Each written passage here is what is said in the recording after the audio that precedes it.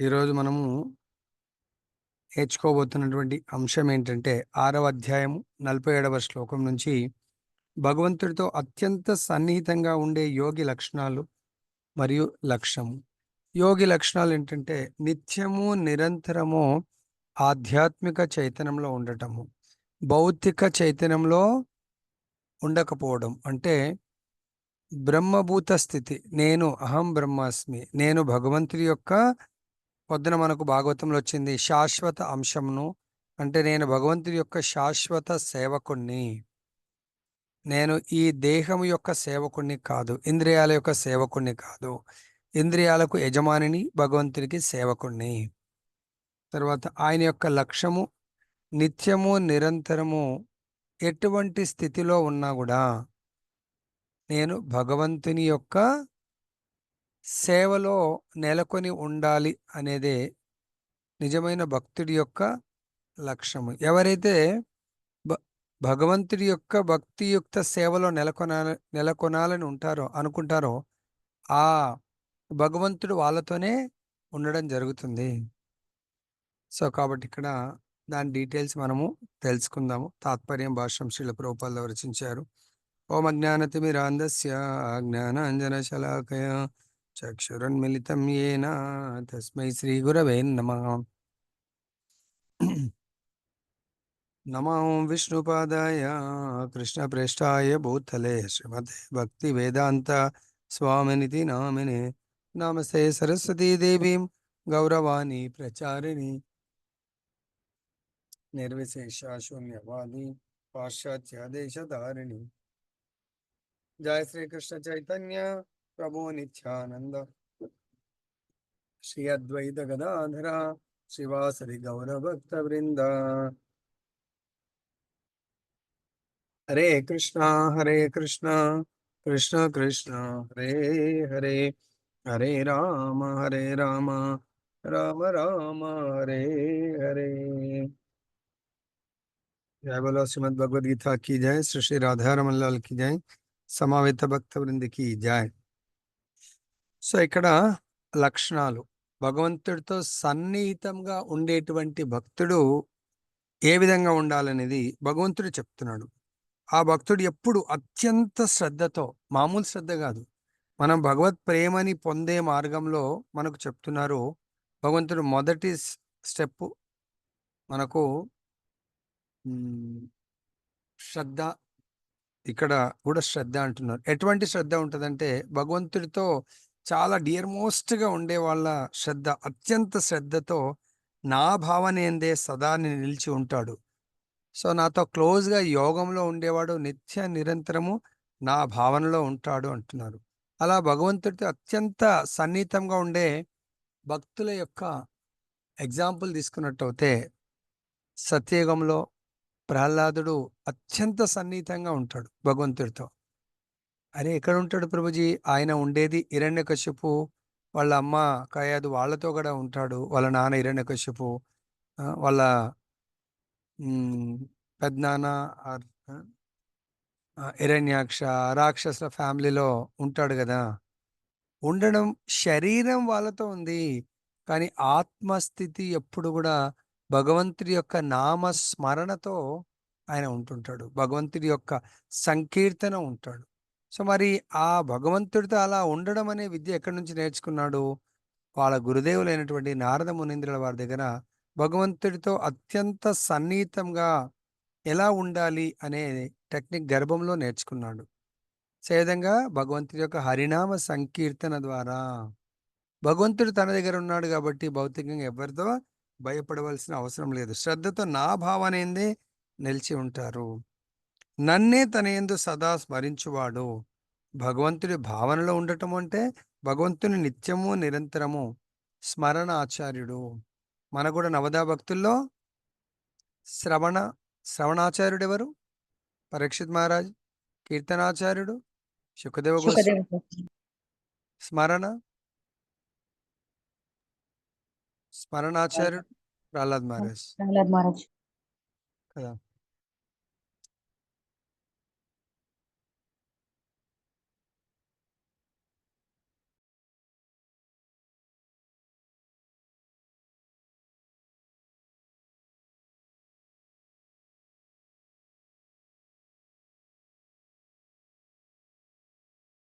Hare Krishna Guruji mute అయింది.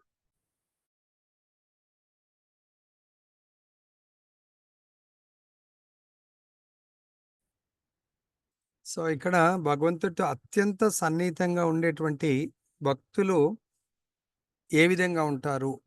So భగవంతుడే declare చేస్తాడు. నాతో చాలా సన్నిహితంగా ఉండాలంటే మొట్టమొదటి కండిషన్ అత్యంత శ్రద్ధతో, మామూలు శ్రద్ధతో కాదు. మనందరం కూడా కోరికైతే ఉంది భగవంతుడితో చాలా క్లోజ్‌గా డియర్ మోస్ట్ ఫ్రెండ్ అనుకోండి, లేకుంటే భగవంతుడితో 5 రకాల సంబంధాలతో, ముఖ్యంగా మొదటిది శాంతరసం, రెండవది దాస్య, మూడవది సాఖ్య, నాలుగవది వాత్సల్య, ఐదవది మాధుర్య. ఈ విధంగా భగవంతుడితో 5 రకాల్లో దేంట్లో అయినా కూడా చాలా అత్యంత సన్నిహితంగా ఉండాలంటే కండిషన్స్ అప్లై. భగవంతుడు చెప్తున్నాడు, అత్యంత శ్రద్ధతో నా భావన యందే నిలిచి ఉండాల. అత్యంత శ్రద్ధ అంటే ఇంక ఎటువంటి ఇతర భావనలు ఉండకూడదు. మనందరం కూడా we are all part and parcel of Krishna. మనం భగవంతుడి యొక్క విభిన్న అంశం అనుకోని శాశ్వత అంశలం. కాబట్టి భగవంతుడి భావనలో ఉండాలా. తర్వాత భగవంతు నన్నే తన యందు సదా స్మరించువాడు. కానీ మనం థియరిటికల్, ప్రాక్టికల్‌గా మనకెందుకంటే ఎన్నో జన్మల నుంచి మన యొక్క వాసనలు వస్తున్నాయి కాబట్టి, వాసన ఏంటంటే ఎన్నో రకాలైనటువంటి సంబంధాలు, మేబీ భౌతిక సంబంధాలు ఎన్నో పూర్వజన్మ రుణానుబంధాల ప్రకారం వచ్చాయి కాబట్టి, వాళ్ళనే first preference, second preference, third preference, భగవంతుడి 100th ప్రిఫరెన్స్ ఉంటది. చెప్పుకోవడానికి థియరిటికల్ లేదు ప్రభు, భగవంతుడే ప్రభువు, లేదు ప్రభు ఇట్లా ప్రభు, అట్లా ప్రభు. ఎందుకంటే పాపం ఆ డీటీని మనం అనుకుంటాం గానీ, ఏముందిలే పొద్దున అభిషేకం చేసామా, ఆరతి చేసినామా డీటీకి, ఆయన వంతుకు ఆయన ఉంటాడు. మన వంతుకు మనం ఇక ఫస్ట్, సెకండ్ ప్రిఫరెన్స్ అని మన ప్రిఫరెన్స్‌లన్నీ మనకుంటాయి. అలా ఉంటే కుదరదు అంటుండు భగవంతుడు. నన్నే తనయందు సదా స్మరించువాడు మరియు నాకు దివ్యమైన ప్రేమయుక్త సేవను ఒనరించువాడు. మనం భగవంతుడికి సేవ చేసే సేవ ఎట్లా చాలా ప్రేమతో ఉండాల. ఇంకా ఎటువంటి ప్రేమ అంటే ఆ ప్రేమ ఇంకెవ్వరికి ఇవ్వలేం మనం. అట్లా ఉండాలన్నట్టు. సపోజ్ లైక్ ఎగ్జాంపుల్, యశోదమాత ఉంది. కేవలం కృష్ణుడు తప్ప ఆమెకు ప్రపంచం ఇంకెవ్వరు ఉండరు. గోపికలున్నారు. కేవలం కృష్ణుడు తప్ప ప్రపంచం ఎవరు ఉండరు.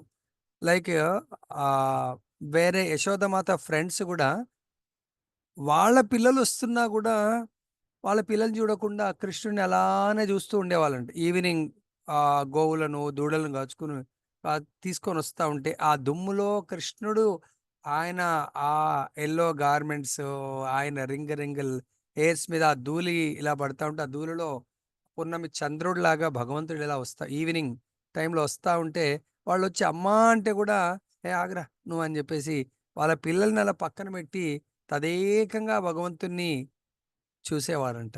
ఆ! అది నిజమైనటువంటి స్మరణ. ఎప్పుడొస్తాడా? ఎప్పుడొస్తాడా? కృష్ణుడి యొక్క ఆ! దర్శనం, ఆ దివ్యమంగళ దర్శనం ఎప్పుడు జరుగుతుందా అని చూస్తూ ఉండేవాళ్ళంట.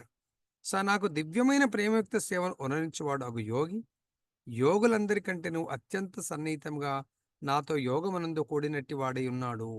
యోగులందరిలో అతడి అత్యున్నతుడు. ఆ!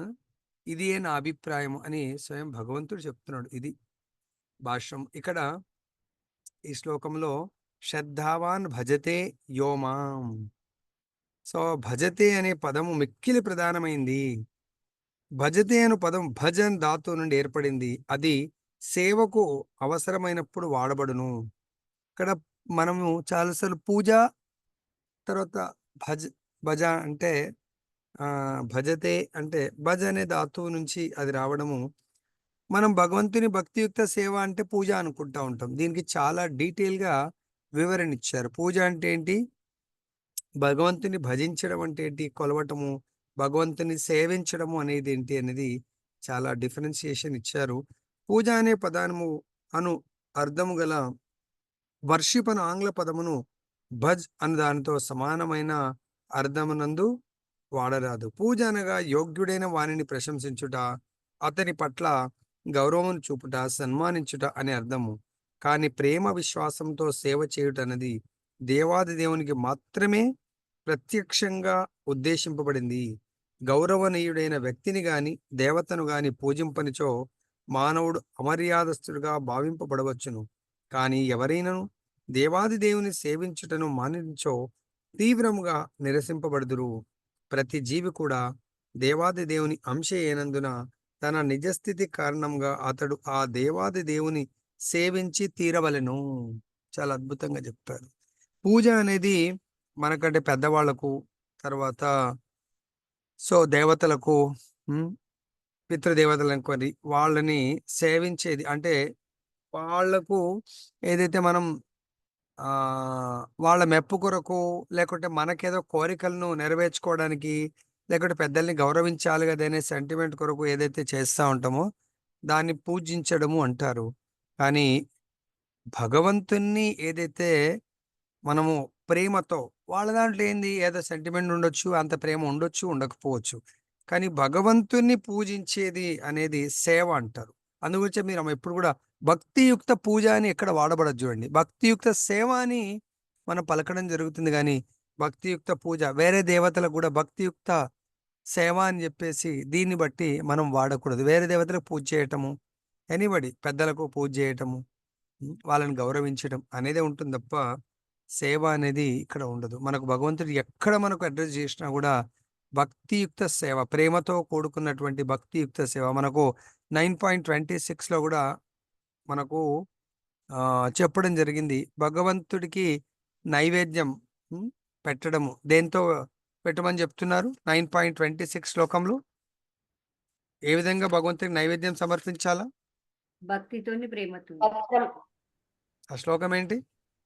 పత్రం పుష్పం ఫలం తోయం యో మే భక్త్యా ప్రయచ్చతి తదాహం భక్త్యా ప్రవృతామశ్నామి ప్రయతాత్మనః. సో దాన్ని విడగొట్టి ఎలా చదవాలంటే శశిరేఖ మాతాజీ, తదహం తదహం భక్తి ఉపహృతం, ఈడి వరకు విడగొట్టేయాల. తదహం భక్తి ఉపహృతం, భక్తి ఉపహృతం అనొచ్చు, విడగొడితే చాలా ఇంకా వినడానికి ఇంపుగా ఉంటుంది. తదహం భక్తి ఉపహృతం అశ్నామి ప్రయతాత్మనః. అశ్నామి విడగొట్టండి ఇక్కడ, అర్థమైందా? నెక్స్ట్ ఎప్పుడైనా చదివేటప్పుడు మనకు బైహార్ట్ చేయడం కూడా ఈజీ అవుతుంది. చాలా మంది పైది చెప్తారు, కింది చెప్పలేము, ఎందుకంటే ఇది విడగొట్టడం అది తెలియక. తత్ అహం అన్నట్టు, తదహం అంటే తత్ అహం భక్తి ఉపహృతం. తర్వాత నెక్స్ట్ సెంటెన్స్ అశ్నామి ప్రయతాత్మనః. అశ్నామి అంటే స్వీకరింతును. సో అది అంటే ఇక్కడ ఏమంటాడు, భక్తితో, ప్రేమతోడను, భక్తితోడను ఆ రెండు కంబైన్ ఉండాలి, లేదంటే భగవంతుడు స్వీకరించడు. భగవంతుని సేవించడం అంటారు, దేవతలను పూజించడం అంటారు. దాంట్లో తేడా ఏంటంటే ఈ దేవతల దాంట్లో మేబీ భక్తితో ఉండొచ్చేమో, ప్రేమతో ఉండొచ్చు, ఉండకపోవచ్చు. అర్థమైందా? భగవంతుడు అన్నప్పుడు అది దేవతలకు మనం పూజ చేస్తుంటాం కదా, ఆత్మ సంతృప్తి ఉండకపోవచ్చు అక్కడ, దేహ సంతృప్తి. పెద్దలను పూజ చేసేటప్పుడు కూడా ఆత్మ ఇన్వాల్వ్మెంట్ ఉండదు, దేహం ఇన్వాల్వ్మెంటే ఉంటుంది. దేవతలది కూడా మన యొక్క ఈ దేహ సంబంధం ఉంటుంది. ఆత్మ సంబంధము కేవలం ఆత్మానందము ఆ పరమాత్మని సేవించినప్పుడే వస్తుంది. పరమాత్మ ఎందుకంటే మనము భగవంతుడి లోపల అంశలం కాబట్టి ఆ అంశ భగవంతుని సేవించడంలోనే ఆనందాన్ని పొందుతుంది. తన డ్యూటీ, సహజ ధర్మం అది. ఓకే, నెక్స్ట్ శ్రీమద్ భాగవతం 11.5.3లో ఇలా చెప్తున్నారు. ఏషాం పురుషం సాక్షాత్ ఆత్మ ప్రభవమీశ్వరం నా భజంతి అవజానంతి స్థానాత్ భ్రష్ట పతన్యదః. సర్వజీవులకు మూలాధారుడైన ఆ దేవదేవునికి, ఆది దేవునికి సేవ చేయక ఆ పరమ పురుషుని పట్ల తనకు గల ధర్మమును ఉపేక్షించి వాడెవ్వడైనను తన నిజస్థితి నుండి తప్పక పతితుడు కాగలడు. ఇది భగవంతుడి వర్డ్స్. సరే, ఓకే, ఇంతకాలం మనకు తెలియక వేరే 33 కోట్ల దేవతలను, పితృదేవతలను, ఇంకెవరెవరినో పూజ చేస్తున్నాం, నో ప్రాబ్లం. కానీ పతనము కాగలడు, పతితుడు కాగలడు, పతనం కాగలడు ఏంటంటే మనకు భగవంతుడు. ఎందుకు పతనం అవుతారు? భగవంతుని సేవించకుండా ఆ భగవంతుని ధర్మంతు సాక్షాత్ భగవత్ ప్రణీతం, భగవత్ సేవ తప్ప మీరు ఇతరులు ఎవరిని సేవించినా తన నిజస్థితి నుండి తప్పక పతితుడు కాగలడు. అంటే దీనికి మనం ఎలా అర్థం చేసుకోవచ్చు? ప్రభుజీ, ఇంతకాలం మేము వేరే వేరే దేవతలను పూజ చేస్తున్నాము, ఆ దేవతల పూజ వల్ల మనం పతితులం అవుతామా అంటే పడిపోతామా ఉన్న స్థితి నుంచి? ఎక్కడ చెప్పారు? మరి పతితులం అంటే మనం సపోజ్ నేను పలానా XYZ దేవతను పూజ చేశాను. సో మరి నేను నా నిజ ధర్మము, ఆత్మ యొక్క ధర్మము భగవంతుని సేవించడానికి భగవత్ లోకానికి వెళ్ళాలా? లేదంటే భగవద్ ఇష్టానుసారం ఆయన ఎక్కడ వెళ్ళమంటే అక్కడ వెళ్ళాలా? అది నియమం. కానీ నేను ఆ నియమాన్ని ఉల్లంఘించి నాకిష్టమున్న దేవతని పూజ చేస్తూ జీవితం అంతా గడిపాను. అప్పుడు నా డెస్టినేషన్ ఏమవుతది? What will be my destination? Hare Krishna.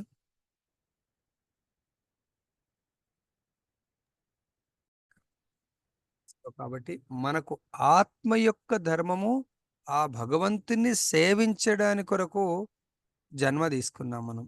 ఎందుకంటే తల్లి గర్భంలో కూడా చాలా కష్టం ఉంటుంది.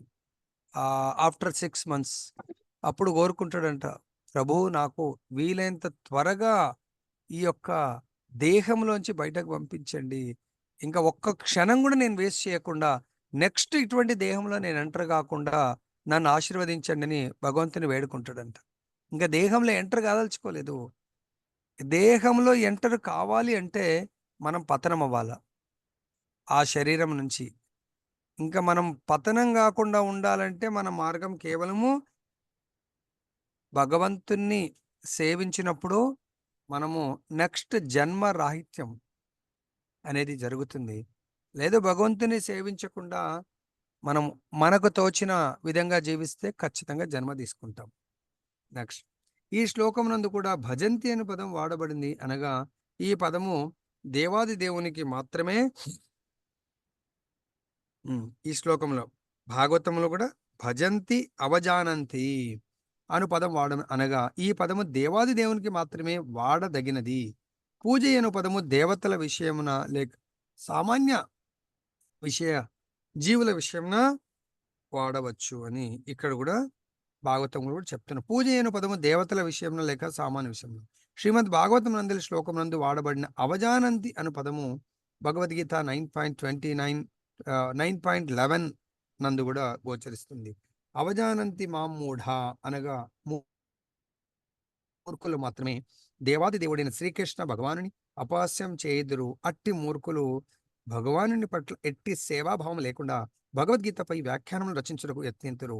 తత్ఫలితంగా వారు భజంతి మరియు పూజాను పదముల నడమగల అర్థం భేదమును తగిన రీతిన గ్రహింపజాలరు. ఇది మనం చూసుకోవచ్చు వేరే భగవద్గీతలో ఎలా ఉంది. పూజ భజంతి రెండు కూడా సేమ్ అని చెప్పేసి అనుకుంటా ఉంటారు. పూజనీయులు అంటారు.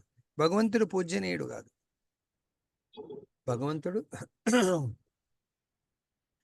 భగవంతుడు పూజనీయులకు పూజనీయుడు. దేవతలందరూ పూజనీయులు. అందుగురించే దేవతలు దేవాది దేవుడు అంటున్నారు. దేవతలకే దేవుడు భగవంతుడు. కాబట్టి భగవంతుడు నార్మల్గా 2వ నామాపరాధం ప్రకారం సో కొంతమంది మూర్ఖులు ఇతర దేవతలందరూ కూడా భగవంతుడితో సమానులని భావిస్తూ ఉంటారు. 2వ నామాపరాధం ఏంటి?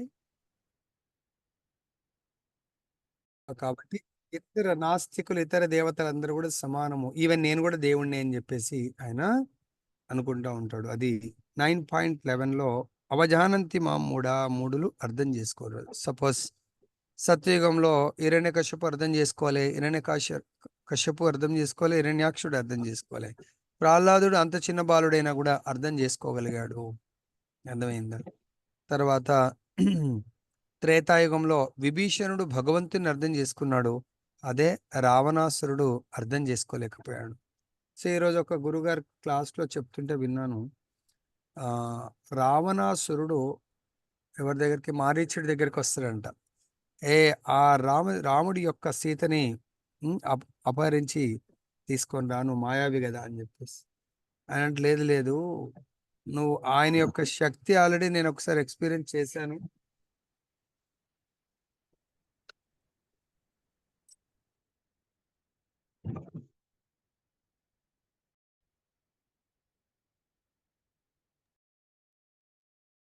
సో కాబట్టి ఇక్కడ మూడులు భగవంతుడికి తర్వాత దేవతలకు మధ్య డిఫరెన్స్ తెలుసుకోలేరు అన్నట్టు. ఆ మారీచుడు చెప్తాడు, అది వదిలిపెట్టు. ఎందుకంటే రామచంద్రుడు ఆయన యొక్క పవరు అదంతా నీకు తెలియదు. అనవసరంగా నీ యొక్క లంకా రాజ్యము హ్యాపీగా ఉంది, అంతటితో నువ్వు ఉండు. సో ఆయన నిన్ను డిస్టర్బ్ చేస్తలేడు. ఆయన పవర్ నేను ఒకసారి ఎక్స్పీరియన్స్ చేశాను. కాబట్టి ఆయనతో వైరము నీకు మంచిది కాదు అని చెప్తే వెళ్ళిపోవడం జరుగుతుంది. వెళ్ళి సరే అని చెప్పి తిరిగి వెళ్ళిపోతాడు. ఎప్పుడైతే వాళ్ళ యొక్క చెల్లె శూర్పణఖ ఎప్పుడైతే వస్తుందో ఆమె స్థితి చూసి ఆమె అంటుంది, అన్నా ఈ స్థితి నీ వల్లనే అయింది. నా వలన?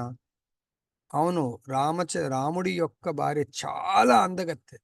సో ఆమెని నీకెలాగైనా ఆ, తెచ్చిపెట్టాలనే కోరికతో నేను వెళ్ళాను.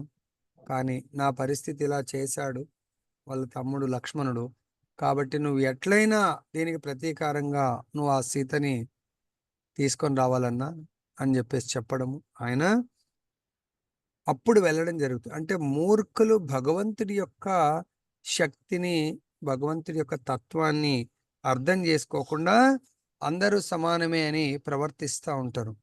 సో కాబట్టి మనం ఇప్పటికన్నా జ్ఞానం తెచ్చుకొని భగవంతుడి సేవను భక్తియుక్త సేవ అంటారు, పూజ చేయడం అని అన్నాడు అని చెప్తున్నాడు. వాస్తవమునకు అన్ని విధములైన యోగాభ్యాసముల పరమావధి భక్తి యోగమునందే కలదు.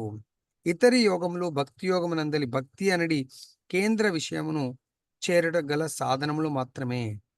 సో ఇతర యోగములు మనకు తెలుసు. కర్మ యోగము, కర్మ ద్వారా భగవంతుడితో సంబంధాన్ని ఏర్పాటు చేసుకునే విధానాన్ని కర్మయోగం అంటారు.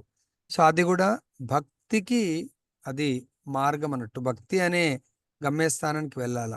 తర్వాత జ్ఞాన యోగము, జ్ఞానం ద్వారా భగవంతుడితో సంబంధము. ధ్యాన అంటే అష్టాంగ ధ్యాన యోగ విధానం ద్వారా భగవంతుడితో సంబంధము. భగవంతుడితో సంబంధం అనేది ఎప్పుడు ప్రబలం అవుతుందంటే అన్లెస్ అంటిల్ అది భక్తి యోగానికి రీచ్ కాదో దానివల్ల స్ట్రాంగ్ గా మనం రీచ్ కాలేము. ఇతరి యోగములు భక్తి యోగం నందలి భక్తి అనేది కేంద్ర విషయము చేరుటకు, అవన్నీ కూడా మనము భక్తి అనే కేంద్ర బిందువుని చేరినప్పుడే మనం భగవంతుడితో నిజమైన కనెక్షన్ ఏర్పడుతుంది. సాధనాలు అంటున్నారు అవన్నీ కూడా, మిగతా యోగాలన్నీ కూడా భక్తిని చేయడానికి కొరకు సాధనములు అవి. యోగం అనగా వాస్తవకు భక్తి యోగం అనే అర్థము. ఇతర యోగములన్నీను భక్తి యోగ గమ్యము వైపునకు ప్రయాణించగల సోపానములు మాత్రమే. మిగతా యోగాలన్నీ కూడా భక్తి దగ్గరికి వెళ్ళడానికి కొరకు అవి మార్గాలని చెప్తాయి. ఎట్లయితే మనం హైవే ఉందనుకోండి పెద్దది, సో హైవే అక్కడిక్కడ స్టాప్స్ ఉండవు. లైక్ మెహదీపట్నంలో బ్రిడ్జ్ ఉంది. మెహదీపట్నంలో స్టార్ట్ అవుతే ఎయిర్పోర్ట్కి వెళ్ళొచ్చు. కానీ మధ్యలో కొన్ని లింక్స్ ఇచ్చారు మధ్యలో ఎక్కడానికి కొరకు. ఎక్కడంటే అక్కడ ఇవ్వకుండా ఆ మధ్యలో లింక్స్ ఆ మెయిన్ బ్రిడ్జిని చేరుకొని ఇంకా ఎయిర్పోర్ట్ దగ్గరికి వెళ్ళిపోవచ్చు. అదేవిధంగా ఎయిర్పోర్ట్ అంటే సపోజ్ డెస్టినేషన్, మనది కూడా ఆ డెస్టినేషన్ భగవంతుని చేరుకోవటము. భగవంతుని చేరుకోవడానికి నిజమైన సాధనము భక్తియుక్త సేవ. ఈ భక్తియుక్త సేవని రీచ్ అవ్వడానికి కొరకే మిగతా యోగాలు. కానీ ఎవరైతే డైరెక్ట్ భక్తియుక్త సేవలకు వచ్చారో ఇంకా వాళ్ళు మిగతా సాధనాల్ని ప్రాక్టీస్ చేయవలసిన అవసరం లేదు. కర్మయోగంతో ఆరంభమై భక్తి యోగంతో సమాప్తం నందు వరకు ఆత్మానుభూతి మార్గం అత్యంత దీర్ఘమైంది. అట్టి సుదీర్ఘ మార్గమునకు కర్మఫలాపేక్ష లేని కర్మయోగము ఆరంభము. ఇది భక్తియుక్త మార్గం అత్యంత దీర్ఘమైంది, దానికి సుదీర్ఘమైంది. సో దీనికి కర్మ ఫలాపేక్ష లేని, ఇక్కడ కూడా కర్మయోగము అంటే మనకు ఆల్రెడీ ఒలింపిక్స్ లో మెడల్ కొట్టిన ఆ మాతాజీ చాలా అద్భుతంగా చెప్పింది. ఆమె ఇంకా ఫైనల్ రౌండ్ చేస్తున్నప్పుడు భగవద్గీత యొక్క ఈ కర్మయోగం గుర్తొచ్చిందంట. భగవంతుడు చెప్తున్నాడు, కర్మణ్యేవాధికారస్తు మా ఫలేషు కదాచన.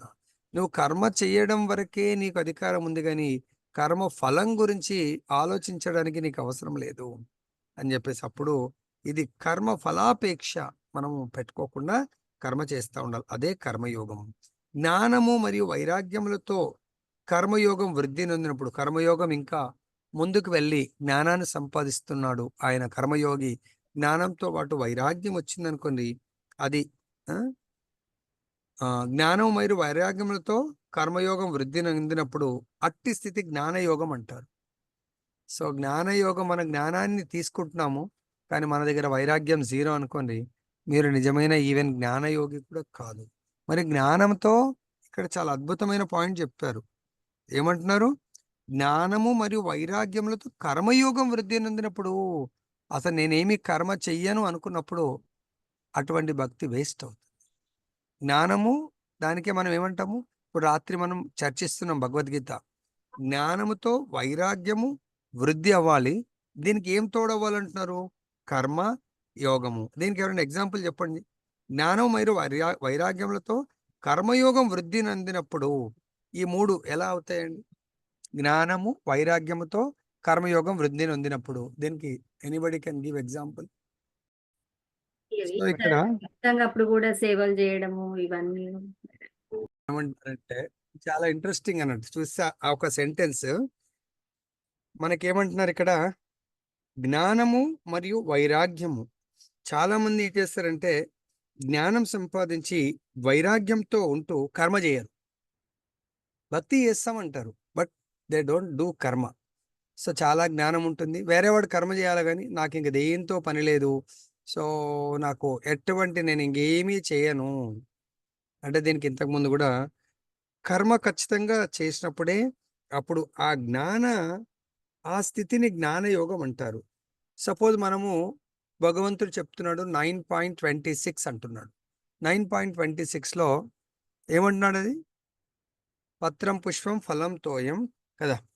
పత్రాన్ని, పుష్పాన్ని, ఫలాన్ని కానీ తోయాన్ని కానీ నాకు ప్రేమతో కానీ తర్వాత ప్రేమతో మరియు భక్తితో నాకు సమర్పించండి అని భగవంతుడు మనకు బోధించాడు. తదహం భక్తి ఉపకృతం అశ్నామి ప్రయత. ఇది జ్ఞానము భగవంతుడు మనకి బోధిస్తున్నాడు. మరి ఇక్కడ నేను వైరాగ్యం ఎలా?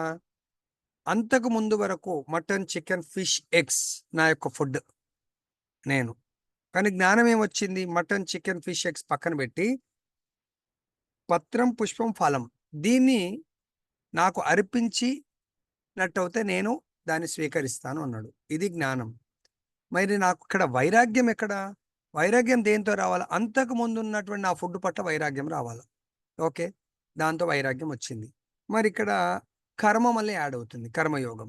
అయితే ఈ పత్రం, పుష్పం, ఫలం, తోయం అనే వాటిని నేను కర్మ చేయాలి. వాటిని తీసుకొచ్చి భగవంతుడికి సమర్పించి దాన్ని మాత్రం స్వీకరించాలా. అది మీరు జ్ఞానం విజ్ఞానం. జ్ఞానానికి సైమల్టేనియస్గా ట్రైన్కి ఎలా 2 పట్టలు ఇంపార్టెంటో, ఒకటి జ్ఞానం, ఇంకోటి వైరాగ్యం. ఈ రెండింటిని నడిపించాలంటే ఒక ట్రైన్కు ఆ 2 పట్టాలు ఇంపార్టెంట్ కదా. మరి ఆ పట్టాల మీద ఎవరు ఉండాలా? ట్రైన్ ఉండాలా. ఆ ట్రైన్ ఉన్నది కర్మయోగం, కర్మయోగి కావాలి.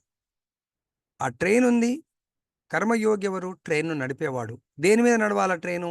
జ్ఞానము వైరాగ్యం. ఈ రెండిటి పైన ట్రైన్ అంటే మన జీవితం అనే ట్రైన్ని మనము అనే ఆత్మ నడుపుతూ ఉండాలా, కర్మ చేస్తూ ఉండాలా. ఎటువంటి కర్మ? భగవంతుడు ఏదైతే బోధించాడో కర్మాప్యేకం తస్య దేవస్య సేవ. కేవలం ఆ దేవదేవుడి యొక్క సేవ చేయడమే నిజమైన కర్మ. మరి అది అటువంటి సేవ దేంతో చేయాలా? జ్ఞానము. జ్ఞానహీనుడుగా చేయకూడదు. ఇది మీరు అర్థం చేసుకోండి. ఓకే, సపోజ్ దీంట్లో మనకు 12.9 10.9 ఏం శ్లోకం అది? మనకు 7-8 ఫార్ములాస్ ఉంటాయి కదా. 10.9 కాదు కాదు కదా, 12.9 సారీ, 12.9 కదా. అవును ప్రభు, 12.9. 12.9లో కూడా చూడండి దయచేసి. ఈ చక్కగా భక్తి అనేది చాలా కన్ఫ్యూజ్ లేదు, భక్తి అనేది చాలా టెన్షన్ పడేది లేదు, చాలా ఆనందంగా నవ్వుతూ చాలా హ్యాపీగా చేసేది భక్తి. సింపుల్గా దానికి అమ్మా ఏదో చేయాలంట, ఇది చేయకపోతే ఏమీ కాదు. మనం భగవంతుడు మన తండ్రి. ఇప్పుడు మన పిల్లలు మన దగ్గర ఉండటం ఏమైనా టెన్షన్ పడతారా? ఏమి టెన్షన్? తల్లిదండ్రితో చాలా ప్రేమతో ఉంటారు. మనం కూడా మన తండ్రి భగవంతుడు, ఆయన మనకు ప్రేమతో చెప్తున్నాడు ఇవన్నీ కూడా. మన గురువుగారు కూడా మనకు ఆ భగవంతుడి యొక్క సేవకుడు కాబట్టి మనకు కూడా ప్రేమతో జ్ఞానాన్ని అందిస్తున్నారు.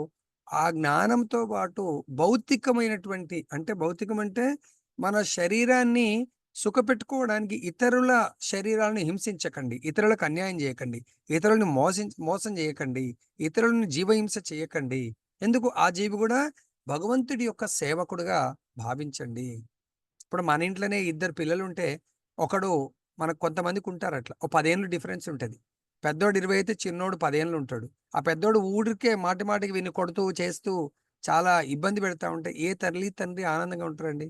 వాడిని చాలా దూరం పెడతారు, వాడిని కోపం చేస్తారు, వాడిని బెదిరిస్తారు, చిన్నోడిని అలా చేయొద్దని. అర్థమైందా? అదే సేమ్ థింగ్. మనం బలవంతులం అని చెప్పేసి బలహీనులైనటువంటి నోరు లేని జీవులని హింసించకండి, వాటిని ఇబ్బంది పెట్టకండి అని భగవంతుడు మనకు జ్ఞానము మళ్ళీ వైరాగ్యముతో కూడుకున్నటువంటి కర్మనే జ్ఞాన యోగం అంటారు. తర్వాత వివిధములైన ఆసనములు పద్ధతుల ద్వారా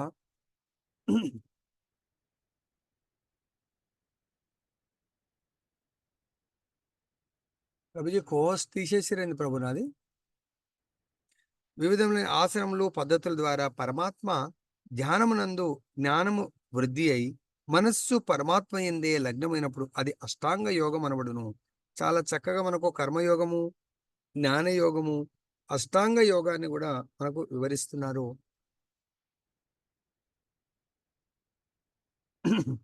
సో ఇక్కడ జ్ఞానం వృద్ధి అయినప్పుడు మనకు తెలుసు, జ్ఞానం వృద్ధి అవ్వటం అంటే నేను ఆత్మనని తెలుసు, నా యొక్క మాస్టర్ పరమాత్మ అని తెలుసు, కాబట్టి నా యొక్క డ్యూటీ భగవంతుని సేవించడం అని తెలుసు. సో ఆ విధంగా మనస్సు పరమాత్మ ఎందే లగ్నమై యోగ విధానం ద్వారా నేను ఎవరి దగ్గర కలవను, నేను భగవంతుడి పైన ధ్యానం చేస్తాను అని ఎవరైతే అనుకొని ఈ అష్టాంగ యోగం ద్వారా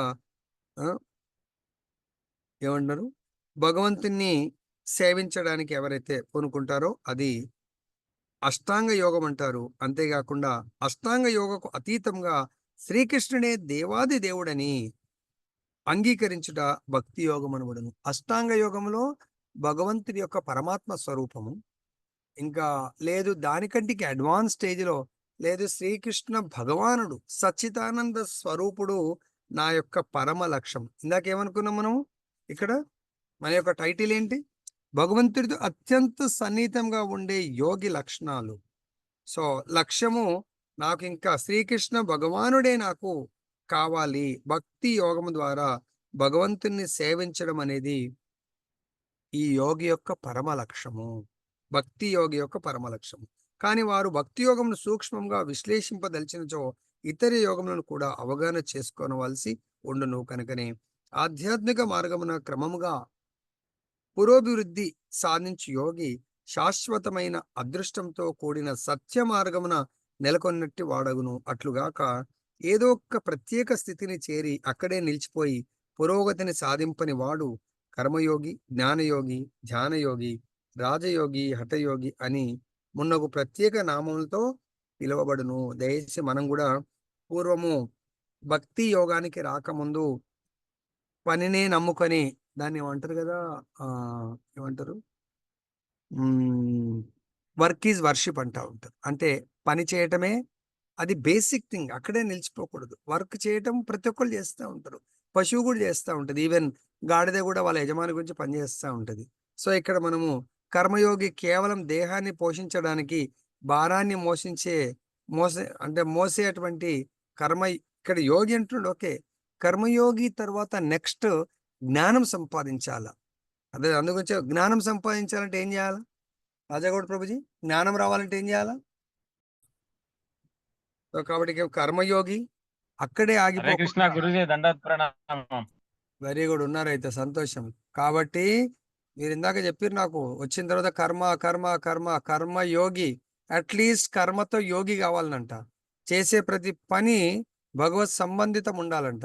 భగవత్ సంబంధం లేని పని మనము కేవలం శ్రమ ఏవహి కేవలం మన శ్రవంతా కూడా వృధా అవుతుంది. ఎప్పుడు లేదు ప్రభు, అట్లే వృధా అవుతుంది ప్రభు, నా ఫ్యామిలీ బాగా జీవిస్తున్నారు కదా, నా కొడుకు కూతురు భార్య బాగా సుఖపడుతున్నారు కదా, అది మీరు వాళ్ళకు ఉన్నటువంటి రుణాన్ని తీర్చుకుంటున్నారు తప్ప నెక్స్ట్ లైఫ్లో మనం ఎక్కడ పోతామో తెలియదు.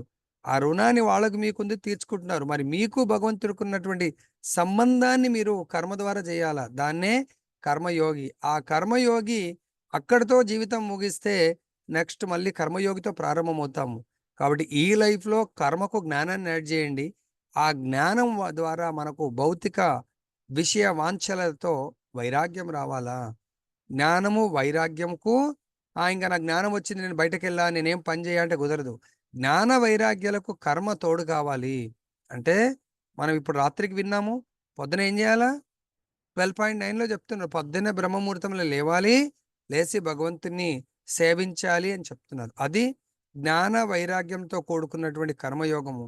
దాని ద్వారా మనకు భక్తి యోగానికి ప్రమోట్ అవుతాము, లేదంటే ఇక్కడే ఉండిపోతామని చెప్తున్నాడు. ఎవరైనాను అదృష్టవశాత్తు భక్తి యోగ స్థితిని చేరగలిగినచో అతడు అన్ని ఇతర యోగములను అధిగమించిన వానిగా పరిగణించవచ్చు. ఇప్పుడు మీరందరూ కూడా, మనందరం ఇంక్లూడింగ్ మీ, మనం ఈ యొక్క యోగాలన్నీ కూడా అధిగమించిన వాళ్ళం అవుతున్నామా? పర్సంటేజ్ కొంచెం అటు ఇటు, that is difference, variation, no problem. అనగా మనము హిమాలయం గూర్చి ప్రసంగించినప్పుడు వానిని ప్రపంచమందలి అత్యున్నతమైనట్టి పర్వతములని ఉద్దేశింతుము. దాని యందు ఎవరెస్ట్ శిఖరము అత్యున్నత శిఖరముగా భావింపబడుచున్నది. అట్లే కృష్ణ చైతన్యంతో కూడినటువంటి ఈ యోగమునందలి పరమోన్నత స్థితిగా భావింపబడును. అద్భుతమైన ఎగ్జాంపుల్ చెప్పారు. మనం కూడా మొన్న చార్ధామ్లో వెళ్ళాం కదా. కేదార్నాథ్ ఎంత హైట్లో ఉండే? ఎన్నో స్టెప్స్? 11, 10, 12, 13,000 ఏదో సంథింగ్ అట్లా ఫీట్స్ అది హైట్ కదా. 11,000 చిల్లర ప్రభుజీ. 11,000 feet. బాగా చెప్పింది. 11,000 feets height. Kilometres 16, 17 kilometre height. So మరి కింది నుంచి చూస్తే ఎక్కడున్నాం మనం? చాలా హైట్లో. ఆ విధంగా ఎవరెస్ట్, హిమాలయస్లో ఎవరెస్ట్ శిఖరం ఎట్లనో ఈ యొక్క భగవంతుడిని చేరే ఎన్నో యోగ విధానాల్లో భక్తి యోగం అనేది చాలా top most. We are in top most. అక్కడ నుంచి కింద పడిపోకుండా చూసుకోండి. ఓకే, ఎలా చూసాం మనం బస్సు పక్క నుంచి లోయ ఇట్లా పోతా ఉంటే ఆ లోయ సైడ్ చూస్తే అమ్మో అంత డీప్ ఉంది, ఆడికెళ్ళి బస్సు పడితే అంతే సంగతి. ఉంటామా మనం? ఎవరన్నా దొరికే ఛాన్స్ ఉంటుందా? ఉండదు. అలానే మనం కూడా కిందికి చూడకండి, పైకే వెళ్తా ఉండాలి. తర్వాత గొప్ప అదృష్టము చేత ఎవరైనాను భక్తి యోగ మార్గమున కృష్ణ చైతన్య స్థితికి చేరి వేద నిర్దేశమును అనుసరించి సుస్థిరుడు కాగలడు. ఆదర్శవంతుడైన యోగి శ్యామసుందరుడను నీలమేఘ శ్యాముడను సూర్యుని వలె ప్రకాశించు ముఖపద్మము గలవాడును ఉజ్వల మనులతో పొదగబడిన వస్త్రమును దాల్చినట్టి వాడును పుష్పమాలను ధరించిన వాడును అగు శ్రీకృష్ణ భగవానునిపై తన ధ్యానంను కేంద్రీకరించును. బ్రహ్మజ్యోతి అనబడు అతని తేజోవంతమైన దేహకాంతి సర్వదిక్కులను ప్రకాశింపజేయుచుండును. అతడు రాముడు, నృసింహుడు, వరాహుడు, దేవాది దేవుడైన శ్రీకృష్ణుడు అను అనేక అవతారములలో అవతరించుచుండును. అతడు యశోదమాతకు పుత్రునిగా మానవ రూపమున అవతరించి శ్రీకృష్ణుడు, గోవిందుడు, వాసుదేవునిగా పిలువబడును. అతడు సంపూర్ణమైన ఉత్తమ పుత్రుడు, భర్త, మిత్రుడు, గురువు. అతడు సంపదలతోనూ సమస్త దివ్య గుణములతోనూ నిండి ఉండును. ఎవరైనాను భగవానుని ఈ దివ్య లక్షణం పూర్తిగా ఎరిగినచో అతడు సర్వోన్నత యోగి అని పిలువబడును. సో కాబట్టి భగవంతుడి అత్యంత సన్నిహితంగా ఉండే యోగికి ఈ భగవంతుడి గురించి తెలియాలి. ఇప్పుడు మనకు క్లోజ్గా వైఫ్ అండ్ హస్బెండ్ ఉంటారు. వైఫ్ గురించి హస్బెండ్కి తెలుసు, హస్బెండ్ గురించి వైఫ్కి తెలుసు. పిల్లల గురించి తల్లిదండ్రులకు తెలుసు, తల్లిదండ్రుల గురించి పిల్లలకు తెలుస్తుంది. అదేవిధంగా చాలా క్లోజ్ ఫ్రెండ్ ఉంటాడు, థిక్ ఫ్రెండ్, ఒకరి గురించి ఒకరికి తెలుస్తుంది. మరి నేను కృష్ణ భక్తుని అన్నప్పుడు కృష్ణుడి గురించి ఏమన్నా చెప్పండి అంటే చెప్పండి నరసింహప్రియమాత. ఇక్కడ చూడండి భగవంతుడు, అందు గురించే అర్జునుడు కూడా విశ్వరూప సందర్శన తర్వాత ఏ రూపాన్ని? చతుర్భుజ నారాయణుని చూయించమన్నాడు. దాని తర్వాత మీ యొక్క ద్విభుజ శ్యామసుందర రూపాన్ని నాకు దర్శనం ఇవ్వండి ఆ రూపంలో అని అన్నారు అన్నట్టు. భగవంతుడు నీలమేఘ శ్యామ. ఈ విధంగా భగవంతుని ఎప్పుడూ ఆయన యొక్క దివ్యమైనటువంటి నామ రూప గుణ లీలలను ఎవరైతే స్మరిస్తూ ఉంటారో, ఆయన ద్వాపర యుగంలో యశోదామాతకు పుత్రుడిగా ఉన్నప్పుడు శ్రీకృష్ణుడిలాగా, గోవిందుడిలాగా, వాసుదేవుడిలాగా పిలవడం జరిగింది. అంతేకాకుండా భగవంతుడు ఉత్తమ పుత్రుడు యశోదా నందబాబాలకు, తర్వాత భర్త, మిత్రుడు, గురువు. ఈ 4 ఎగ్జాంపుల్స్ చెప్పండి చూస్తాం. దేవుడు బుక్ లో మొన్న స్టోరీ వచ్చింది గురూజీ. ఓకే, వినండి. ఇక్కడ ఉత్తమ భక్తుడంటే, ఉత్తమ పుత్రుడంటే చాలా మోస్ట్ ఒబీడియంట్ సన్, అంటే చాలా వినయ విధేయతలతో తల్లిదండ్రుల్ని సేవించేటువంటి పుత్రుడు. అంటే అక్కడ సేవ అంటే మరి కృష్ణుడు ఎక్కడ ప్రభుజీ చాలా అల్లరివాడంటే ముఖ్యంగా ఇక్కడ గుర్తించుకోవాలి. ఉత్తమ పుత్రుడు అనుకోండి. అదేవిధంగా ఉత్తమ భర్త, ఉత్తమ మిత్రుడు, ఉత్తమ గురువు. ఈ ఉత్తమ అనే వాటికి ఎదుటి వాళ్ళకు ఏ డిసిగ్నేషన్ ఎంతో వాళ్ళకు అత్యంత ఆనందాన్నిచ్చేవాడు ఉత్తముడు. యశోదమ్మ, నందబాబాలు ఒక్క క్షణం కూడా కృష్ణుడు లేకుండా జీవించలేరు. ఎందుకంటే కృష్ణుడు అంటే ప్రభుజీ కృష్ణుడి దగ్గర ఉండకున్న అడవికి వెళ్ళినా కూడా నిత్యము కృష్ణుడు వచ్చే వరకు కృష్ణుడి యొక్క లీలలను స్మరించుకుంటూ ఆమె కర్మ చేస్తూ ఉంటుంది. నందబాబా కూడా కృష్ణుడి లీలల్లోనే వాళ్ళు అత్యంత ఆనందంలో ఉంటారు. కాబట్టి ఆ అత్యంత ఆనందాన్ని ఇచ్చేవాడు ఉత్తమ పుత్రుడు. భర్త తన యొక్క భార్యలకు అనుక్షణం అత్యంత ఆనందాన్ని ఇస్తాడు. రుక్మిణి 16,108 భార్యలకు మనము సపోజ్ ఒక్క భార్యకే ఆనందాన్ని ఇవ్వలేకపోతున్నాము. ఇప్పుడైతే ఇద్దరు భార్యలు ఎవరు చేసుకోవట్లేదు. పూర్వకాలం ఇద్దరు ఉండేవాళ్ళు. ఇద్దరికి కూడా ఏ రోజు ఆనందం ఉండేది. ఇక్కడ ఉంటే అక్కడ గొడవ, అక్కడ ఉంటే ఇక్కడ గొడవ. కానీ అదే భగవంతుడు 16,108 రూపాల్లో విస్తరించి ప్రతి ఒక్కరికి కావలసిన భౌతిక సౌకర్యాలన్నీ కూడా ప్యాలెస్లో ఈక్వల్గా పిల్లలు ఆనందము ప్రతి ఒక్కరికి కూడా ఆనందాన్ని పంచిపెట్టాడు ఉత్తమ భర్త భగవంతుడు. రామావతారంలో కూడా భగవంతుడు ఉత్తమ భర్త. మిత్రుడు తన యొక్క మిత్రుల కొరకు భగవంతుడు దేన్నైనా చేయడానికి వెనకాడలేదు. కేవలం భగవంతుడు ఉన్నాడు అని వాళ్ళు ఏ రాక్షసుడి దగ్గరికన్నా వెళ్ళిపోయేవాళ్ళు. వాళ్ళు ఎప్పుడు కూడా భయపడలేదు. ప్రతి క్షణము మా కృష్ణుడున్నాడు మమ్మల్ని రక్షించడానికి అని చెప్పేసి వాళ్ళు ఆనందంతో కృష్ణుడి కొరకు వాళ్ళ జీవితాన్ని గడిపేవాళ్ళు అన్నట్టు. ఉత్తమమైన అంటే చాలా అత్యంత ఆనందాన్ని ఇవ్వడమే కృష్ణుడి యొక్క ధర్మంగా భావించేవాడు. నా మిత్రులకు నేను ఆనందాన్ని ఇవ్వాలా, నా సఖులకు ఆనందాన్ని ఇవ్వాలా. దానికి ఎగ్జాంపుల్ భగవంతుడు తను కష్టపడ్డా పర్వాలేదు, తన మిత్రుడికి ఆనందాన్ని ఇవ్వాలి అని అర్జునుడి రథసారథిగా స్వీకరిస్తాడు భగవంతుడు. అర్థమైందా? నెక్స్ట్ గురువు. భగవంతుడు ఉత్తమ గురువు. ఏ విధంగా ఉత్తమ గురువు అయ్యాడు భగవంతుడు? కాబట్టి సృష్టి ఆరంభమనే భగవంతుడు బ్రహ్మదేవుని సృష్టించి బ్రహ్మకు చతుశ్లోకి భాగవతాన్ని బోధించి ఆయన కర్తవ్యాన్ని బోధించాడు. అంతేకాకుండా కపిల భగవానుడి రూపంలో భగవంతుడు తన తల్లికి ఉత్తమ గురువు రూపంలో శాస్త్రాన్ని బోధించాడు. నారదుడి అవతారంలో భగవంతుడు ఎంతో మంది భక్తులని భక్తియుక్త సేవను బోధించి ఉద్ధరించాడు. శాస్త్రాలను ఈరోజు మనం చదువుతున్నామంటే దీనికి మూలం ఎవరు? ఈ శాస్త్రాలన్నీ రచించింది వ్యాస. హూ ఇస్ వ్యాస మహర్షి? స్వయం భగవానుడు. స్వయం భగవంతుడు భగవానుడు గురు. వ్యాస భగవానుడు. కాబట్టి సో మనము భగవంతుని ఈ విధంగా ఎన్నో రకాలుగా తర్వాత భగవంతుడు ఉద్ధవుడికి భాగవతాన్ని సారాన్ని బోధించడం జరిగింది. అదేవిధంగా చైతన్య మహాప్రభు ఉత్తమ ఆచార్యుడు. చైతన్య మహాప్రభు బోధనలు భగవంతుడు 700 శ్లోకాల్లో మనకు భక్తియుక్త సేవను బోధిస్తే చైతన్య మహాప్రభు కేవలం ఎన్ని శ్లోకాల్లో మనకిచ్చాడు? 8 శ్లోకాలు. 8 శ్లోకాల్లో 8 శ్లోకాలని మీరు పాటిస్తే గోలోక బృందావనం తప్పకుండా వెళ్ళగలుగుతారు. అది గుర్తుపెట్టుకోండి. నెక్స్ట్, సమస్త దివ్య గుణంతో నిండి ఉండును ఎవరైనా భగవానుని ఈ దివ్య లక్షణం పూర్తిగా ఎరిగినచో అతడు సర్వోన్నత యోగి అని పిలువబడును. యోగమనందల్ ఇట్టి సర్వోన్నత స్థితి కేవలము భక్తి యోగ చేతనే ప్రాప్తించగలదు. వేరే యోగాల్లో ఇది కష్టము, ప్రాప్తించలేదు. దీని తర్వాత ఇది ఉత్తమ శ్లోకం, బైహార్ట్ చేయవలసిన శ్లోకం పక్కకు రాసుకోండి. యస్య దేవే పరా భక్తి యథా దేవే తథా గురౌ తస్యైతే కథితా హి అర్ధాః ప్రకాశంతే మహాత్మనః.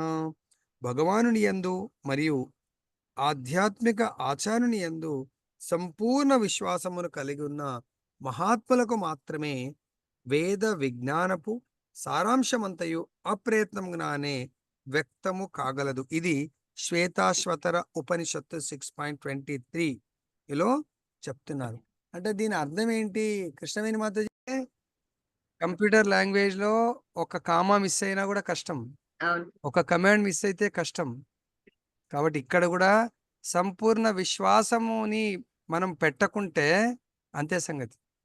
మీరు రోజు మంగళారతి చేస్తుర్రు, మీ గోపాల్ పైన విశ్వాసం ఉండాలా. ఎస్, ఎటువంటి పరిస్థితుల్లో మా గోపాల్ మమ్మల్ని రక్షిస్తాడు, అవును. గోపాల్ని అనే విశ్వాసం గోపాల్ పైన ఉంటే రక్షిస్తాడు.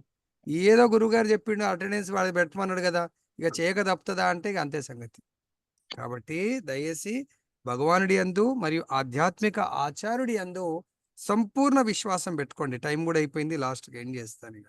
భక్తిరస్య భజనం తది హాముత్రో పాదినైర సేనా ముష్మిన్ మన కల్పనం ఏతదేవ నైష్కర్మ్యం.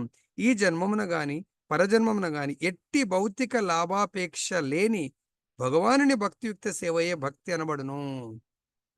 చాలా జాగ్రత్త వినండి ఏమంటున్నారు. ఈ జన్మమున గాని పరజన్మమున గాని ఎట్టి భౌతిక లాభాపేక్ష, మనం ఏ పని చేసినా టెంపుల్కి వెళ్ళి నేను సేవ చేస్తే నాకేంటి, అరే కృష్ణాష్టమి ఉంది సేవకు రండి, లేదు నాకేమైనా లాభం ఉంటుందా ప్రభు, ఏం లాభం ఉంటుంది ప్రభు, సేవ చేసడమే లాభము, కావాలంటే పోయేటప్పుడు ఓ ప్రసాదం ప్యాకెట్ ఇస్తాంలేండి, దాంతో ఏం లాభం ఉంటుంది ప్రభు, ఏమైనా ఉండాలా మనకు అక్కడ, ఏమన్నా ఉండాలా. జైని శ్రీనివాస్ ప్రభుజీ జన్మాష్టమిలో సేవ చేయడానికి వస్తే పెట్టుకోండి ఇక్కడ దయచేసి, ఈ జన్మము కానీ పరజన్మ ఎట్టి భౌతిక లాభాపేక్ష లేనాదేనా కరెన్సీ. జైని శ్రీనివాస్ ప్రభు దగ్గరికి మెడిసిన్ కొనడానికి వస్తే డబ్బులు ఇస్తారు, గూగుల్ పే చేస్తారు, మెడిసిన్ ఈయన ఇస్తాడు, భౌతిక. కానీ ఆధ్యాత్మికంగా అటువంటి భౌతిక లేన హ్యాండ్ చేంజ్ అనేది ఉండదు, direct soul to super soul, హృదయం టు హృదయం ఉంటుంది.